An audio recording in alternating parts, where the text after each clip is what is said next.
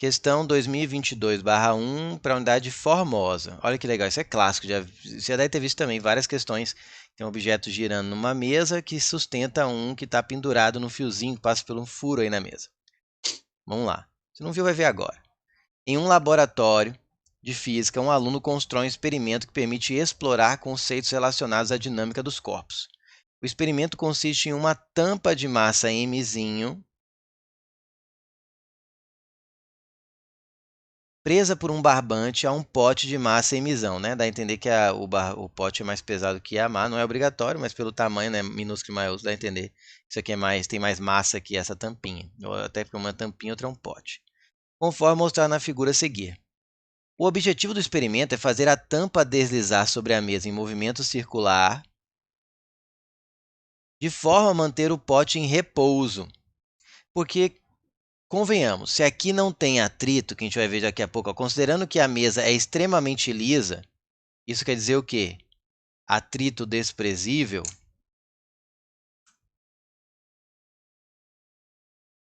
Se o atrito é desprezível, se essa tampinha estivesse em repouso, parada aqui sobre a mesa, e eu penduro uma tampa, ela não tem atrito, ela vai escorregar até chegar aqui no furo. Se ela for menor que o furo, ela cai, senão ela trava aqui no furo.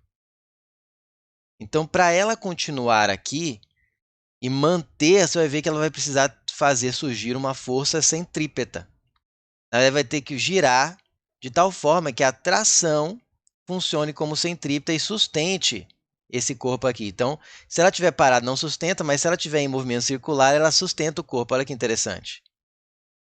Aí vem as alternativas. Vamos ler todas? Letra A. Afirma que, sabendo que g é a aceleração da gravidade, a velocidade da tampa para manter o pote em repouso corresponde a V igual a mgr sobre m tudo elevado a meio. B. Aqui eu não vou ficar marcando, não. Marcar só quando for fazer mesmo. B. Quanto maior for a massa do pote, maior deverá ser a velocidade da tampa para manter o pote em repouso. Você viu que as duas falam sobre a velocidade da tampa para manter o pote em repouso. Então, desenvolver uma provavelmente vai dar a resposta para as duas. C. Quanto maior for a massa da tampa, menor deverá ser a velocidade da tampa para manter o pote em repouso. De novo, ó, A, B e C, tudo em cima da velocidade, equação da velocidade da tampa. D. O tamanho do barbante da tampa até o orifício da mesa, ou seja, o Rzinho, que está aqui ó, depois, não interfere, aqui não aguentei, sublinhei, no valor da velocidade da tampa necessária para manter o pote em repouso. Ou seja, na verdade, os 4 itens vão se resolver a partir do momento que eu encontrar a equação da velocidade da tampa para manter o pote em repouso. Só que para manter algo em repouso, sabemos pela primeira lei de Newton que a resultante das forças sobre ele tem que ser o quê? Nula. O que diz a primeira lei de Newton?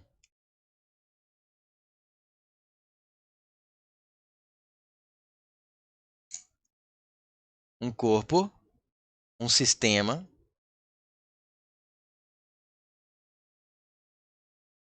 estará em repouso ou em MRU, movimento retilíneo uniforme, quando a resultante das forças sobre ele for nula. Vou colocar aqui vice-versa.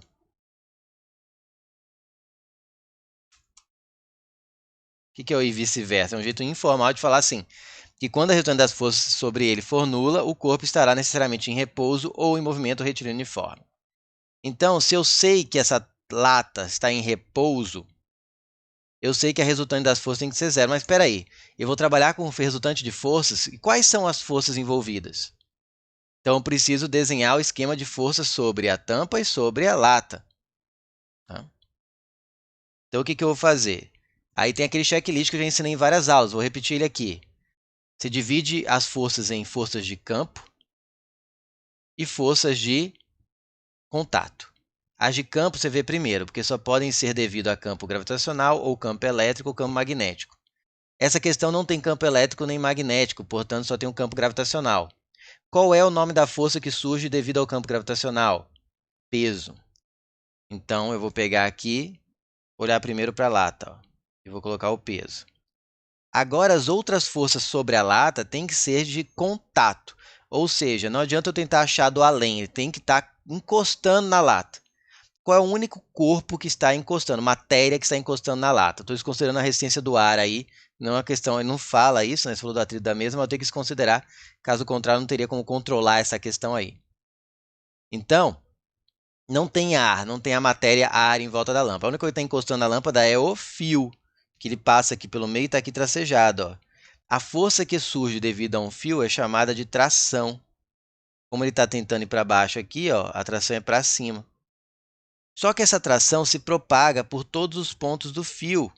Da mesma forma que ela está tentando segurar a tampa, ela está puxando a lata, ela está puxando a tampa aqui no sentido oposto. Se você pegar o sentido do fio, né? Um está percorrendo no sentido do fio e a força aponta para o outro sentido. Mas como é o mesmo fio que só está passando por um buraco aqui, a tração tem a mesma intensidade. É o mesmo fio. Aqui não tem mais nada encostando na lata, então acabou, já desenhei todas as forças envolvidas. Já na tampa, não, porque a tampa está sobre uma superfície. Primeiro vamos ver as forças de campo. De novo, não tem campo elétrico, não tem campo magnético nessa questão, então só tem campo gravitacional, então vai ter o peso aqui da lata, da tampa. Aqui é o peso da lata, aqui é o peso da tampa. Só que a tampa está sobre uma superfície. Quando eu tenho um corpo sobre uma superfície, quais são as forças que podem existir? Normal, porque comprime a superfície e gera uma reação normal. É uma força, já falei várias vezes, em várias aulas, não foi da Unir, mas devo falar da Unir também. Assiste a dinâmica de vários outros vestibulares, gente. Não é só porque ela não é de falso verdadeiro que não serve, não. Acabou de ver as aulas da Unir, pega lá estudando por assunto, taca a dinâmica e maratona. Maratona assim, fazendo a lista antes de assistir a aula, pelo amor de Deus. Então, como eu já falei várias vezes, a normal ela é uma reação à compressão que existe sobre uma superfície. A tampa está espremendo a mesa para baixo com seu peso. Portanto, existe uma normal aqui para cima, que anula esse peso aqui. A outra força que poderia surgir é de atrito, mas como ele diz que a mesa é extremamente lisa, eu desconsidero o atrito. Porque quando tem então um corpo sobre uma superfície, as duas forças que podem vir a surgir é normal e atrito. Você tem que checar se elas estão ali ou não. Então a normal existe porque a tampa está pressionando a mesa, mas o atrito já desconsidero. Tá? Então é o seguinte, eu tenho que ficar, a lata, em todos os itens aí, ela está, estou supondo, pote, né? Eu falei lata é pote. Todo momento foi pote, né? Eu que criei a lata. Então é PP aqui. Pote, peso do pote. E aqui é tampa mesmo, né? Tampa. Beleza. Ok, então, o que eu sei? Que a tração tem que ser igual, olhando agora, focando minha atenção no pote. A tração tem que ser igual a quem? Ao peso do pote. Isso é típico de questão dinâmica, né? Equação de forças. Igual em módulo, né? Não, você viu que eu não pus a flechinha? Eu podia pôr flechinha módulo ou simplesmente eu não ponho flechinha nem o módulo. Eu estou trabalhando com a natureza escalar, com a intensidade apenas do vetor. A intensidade de tração tem que ter a mesma do peso para que elas se anulem. Beleza? Então daí eu já tiro que a tração tem que ser a massa mzão, que é a massa do pote, vezes a gravidade que ele dá aqui, ó, supondo G a gravidade. Mzão G. Só que aqui, esse objeto vai estar em movimento. Vamos supor que nesse sentido aqui, movimento circular uniforme. Se ele está em movimento... o sentido eu não tenho que supor, não, está aqui desenhado. É esse que eu desenhei, esse que eu supus. Já estava desenhado aqui, gente. Para lá, sentido, olhando de cima, né? Sentido anti-horário. Ele está girando. Se ele está girando, qual é a força que mantém um movimento circular? Ela é chamada de centrípeta. Só que aqui eu vou escrever. Deixa eu ver se dá para escrever aqui. Força centrípeta ela não existe por si só. Ela é uma força resultante. Ou seja, ela é o somatório de todas as forças na direção do centro de curvatura. Então, eu sempre digo que é como se fosse uma peça de teatro. Quem vai fazer papel de força centrípeta? Não é que ela. Então, a força centrípeta não existe, ela não é o ator. Ela é um papel que as forças seriam os atores da peça, vão vão interpretar. Ela não existe sozinha, ela é um personagem, digamos assim. Eu gosto dessa, acho que é uma analogia boa. Então, você tem que pegar todas as forças que estão ali na direção do centro de curvatura, pode estar apontando para se afastar dele ou para se aproximar, e fazer a resultante delas. E aí você fala, você, você, você, você. Juntam-se, vocês agora terão a responsabilidade, terão o papel de força centrípeta. Tá? Então, força centrípeta é um papel que uma certa quantidade de força, ou apenas uma, como vai ser nesse caso, tem que interpretar, tem que assumir para manter o movimento circular. Tá?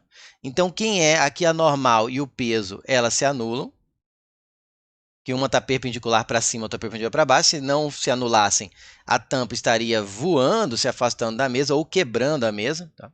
Não, que não é o que acontece. Então, a resultante sobre a tampinha é o T. E tem mais. O T faz o papel, ele é o único que aponta na direção do centro aqui, então ele faz o papel de força centrípeta desse movimento circular. Então, vou escrever que o T é a força centrípeta. Observe que esse T tem a mesma intensidade que esse. Então, esse T é o mesmo que esse em intensidade. E aí você tem que lembrar que, aí eu vou colocar aqui, que a força centrípeta ela é calculada por mv ao quadrado sobre r. Tá? Isso. Tá? Existe uma outra equação, que é quando você troca v por ômega r, né? Que fica m ômega ao quadrado vezes r. Mas para essa questão a gente está falando de velocidade linear, então eu vou focar a priori aqui nessa. Se precisar, eu uso essa. Mas já que eu falei, vale a dica, gente. Se você pega uma grandeza angular e multiplica pelo raio correspondente ao movimento circular, ela vira a correspondente linear. Da mesma forma que ômega multiplicado pelo raio vira o v, e o v dividido pelo raio, se isolar, se você pegar a linear e dividir pelo raio do movimento circular, vira a correspondente angular. Eu posso falar também que o ΔΦ, por exemplo, que seria o equivalente ao ΔS, multiplicado pelo raio, vira o ΔS. Da mesma forma, se eu pegar a aceleração angular e multiplicar pelo raio, vira linear, que nesse caso seria a tangencial, ok? Que é aqui responsável por fazer a intensidade da velocidade variar. Tá, aqui foi só um adendo, que eu gosto dessa dica interessante, a gente fica decorando essas fórmulas, e você lembrar que a grandeza angular multiplicada pelo raio vira a correspondente linear, ou que a linear, quando você divide pelo raio, vira a correspondente angular, bem mais fácil ficar decorando todos os casos, né? Eu acho. Volta. Então aqui eu vou falar que a tração é igual a m v. Aqui o m é o minúsculo, porque eu estou falando do movimento circular realizado pela tampinha, a lata, o pote, não está fazendo movimento nenhum, está em repouso. Então a massa é a da tampinha unicamente. mv quadrado sobre o raio do movimento circular da tampinha, que chamou de r minúsculo. Ora, se isso aqui é igual a t, e se isso aqui é igual a t,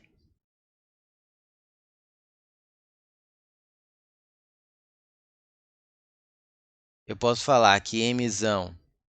Vou colocar o mv quadrado sobre r para já isolar o v, né? Que aqui isolou o v. O mzinho v ao quadrado sobre rzinho é igual a mzão vezes g. Agora eu vou isolar o vzinho. Vai ficar vzinho ao quadrado, passo o r multiplicando, o m dividindo. Já vou colocar aqui na ordem, ó, vai ficar mzão vezes g, aí o r passou multiplicando, dividido pelo mzinho. Aí você tira a raiz quadrada dos dois lados, e você tem que v seria a raiz quadrada de mzão vezes g vezes rzinho sobre mzinho. Aí você olha para o que ele afirmou e vê que está mzinho grzinho sobre mzão, que já daria errado. Mas só para ficar ver qual é a diferença, ele está elevado a meio. Aí você lembra lá da radiciação da sua álgebra básica, sua matemática básica, que raiz quadrada, um valor dentro de uma raiz quadrada, pode também ser escrito, é equivalente, mzão grzinho sobre mzinho, tudo isso elevado a meio. Que é aquele macete, né? Me decora aquela frase de quem está... Quando não tem nada, aqui na razão está implícito, na raiz está implícito que é 2. Quando não tem nada aqui no expoente, está explícito que é 1. Aí você aprende como mesmo? Quem está no sol vai para a sombra aqui da fração, quem está na sombra que é dentro da raiz vai para o sol aqui. elevado a meio. Aí, comparando o que eu encontrei com a afirmação A, você vê que ela está errada, mas ela está errada de um jeito unive, que eu gosto de chamar. Porque a unive é uma dica, presta atenção nisso.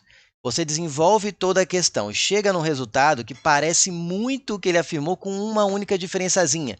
Você encontrou menos e lá tem mais. Aqui tem um Mzão em cima e um Mzinho embaixo, e lá estava um Mzinho em cima e um Mzão embaixo. Isso é bom, porque se desse um resultado nada a ver, sei lá, M, G ao cubo, R, raiz de R, alguma coisa assim, até com letras que nem apareceram, aí é um mau sinal. Porque quando a Univ normalmente faz uma alternativa falsa, ela é falsa por um mínimo detalhe. Então, o que você faz quando dá diferente por um detalhe? Você dá uma repassada de olho para ver se não foi deslize seu, checa se aquela diferença realmente ela existe de fato ou foi um deslize seu. Olha uma vez, já deu, você fala, beleza. E fica confiante, porque normalmente o falso da Univ é por um detalhe. Se der um falso, que é uma coisa muito que você encontrou, não tem nada a ver com a equação que está lá, aí você fica de orelha em pé. Aí você fica preocupado ou preocupada, por quê? Porque provavelmente você errou o desenvolvimento, e pode ser até que seja verdadeiro em vez de falso. Se der alguma coisa muito esdrúxula, acontece, mas é raro.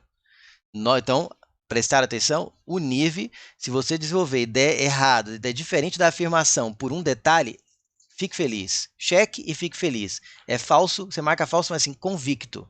Agora, se der muito diferente da afirmação, fique desconfiado, porque você pode ter errado o desenvolvimento. Vale a pena checar todo o desenvolvimento para ver se você não errou, porque normalmente não é o que a Univ faz. Então aqui, ó, ótimo. Tá quase igual, só mudou porque o Mzão é em cima, o Mzinho é embaixo. Então eu vou marcar falso, mas falso assim, feliz, com convicção. Beleza? Vamos ver a afirmação B de novo. Quanto maior for a massa do pote, lembrando que a massa do pote é o Mzão, maior deverá ser a velocidade da tampa para manter o pote em repouso. Já tenho a equação aqui, ó. Eu até prefiro olhar essa do que essa aqui, porque eu estou acostumado a ver a raiz. Então, vamos ver aqui, ó. Se eu aumento o Mzão e mantenho, estou supondo que o G, o R e o Mzinho não se alteram, quanto maior for a massa do pote, maior deverá ser a velocidade da tampa para manter. Ou seja, sim, né, se eu aumento isso aqui, apesar de estar numa raiz quadrada, se eu aumento esse valor, obrigatoriamente o V aumenta.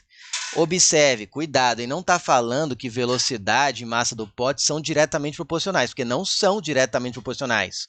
Porque a massa do pote está dentro de uma raiz quadrada.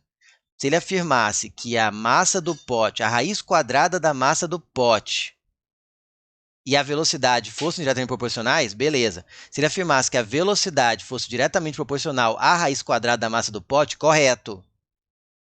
Aqui eu não estou falando, você pode ver que em nenhum momento tem diretamente proporcional. Porque para ser diretamente proporcional, não basta que um seja maior e o outro seja maior, maior. Isso não é suficiente para dizer que duas grandezas são diretamente proporcionais. Tem que ter isso e o zero de uma tem que ser igual ao zero da outra, ou melhor, quando uma duplica, a outra duplica. Quando uma quadruplica, a outra quadruplica. Isso é ser diretamente proporcional. Aqui, por exemplo, se eu quadruplico o Mzão, a velocidade duplica só. Então, Mzão e V, se ele falasse que eram diretamente proporcional, seria uma afirmação falsa. Mas não é isso que ele afirma. Ele só fala assim, se eu aumento a massa do pote, aumenta a velocidade para manter o pote em repouso. Isso é verdade, tá? Se eu aumento um, aumenta o outro. Não aumenta na mesma proporção, mas se aumenta um, aumenta o outro. Beleza? Então é verdadeira. A letra A já respondi a B. Deixa eu responder todas. Quanto maior for a massa da tampa, então agora é um Mzinho. Quanto maior for a massa da tampa, menor deverá ser a velocidade da tampa para manter o pote em repouso. Agora, de novo aqui a equação, vou fazer de outra cor. Quanto maior for a massa da tampa, isso aí que ela está no denominador aqui dessa equação, estou mantendo o Mg e R constantes. E aí o M está embaixo, aqui está no denominador, e o V do outro lado da equação está em cima. Então, quanto maior a velocidade, a massa da tampa, menor é a velocidade que eu preciso dar à tampa, esse movimento da tampa, velocidade, para ele manter em repouso. Perfeito. De novo, ele não está dizendo que são inversamente proporcionais. Porque senão não seriam. O V é inversamente proporcional à raiz quadrada de M, não a M. Mas ele não está falando isso, está falando que quanto maior a massa da tampa, menor a velocidade. Isso é verdade. Ele não está afirmando que elas são inversamente proporcionais, é diferente, tá? Se ele afirmasse aí que elas são, se massa da tampa e velocidade são inversamente proporcionais, seria falso. Estão prestando atenção? Seria falso. Tá? Por fim, o item D diz que o tamanho do barbante da tampa até o orifício da mesa R, tá aqui, ó, vou fazer outra cor. Tá aqui, ó. Não interfere no valor da velocidade da tampa necessária para manter o pote em repouso. Claro que interfere, está na equação. Inclusive, quanto maior for o raio, quanto mais distante a tampa estivesse do orifício, maior teria que estar, mais velozmente ela teria que estar girando. Porque está no numerador e aqui do outro lado da equação está no numerador. Isso indica que quando um cresce, o outro cresce. Novamente, de novo, a velocidade aqui seria diretamente proporcional à raiz quadrada de R. Porém, o item D, de novo, não está falando sobre diretamente ou inversamente. Está falando que o barbante não interfere, que o comprimento ali do barbante da tampa até o orifício não interfere. E ele está mentindo, porque interfere, está aqui na equação. Então, se ele está mentindo, essa afirmação é falsa, porque interfere, ele está falando que não interfere.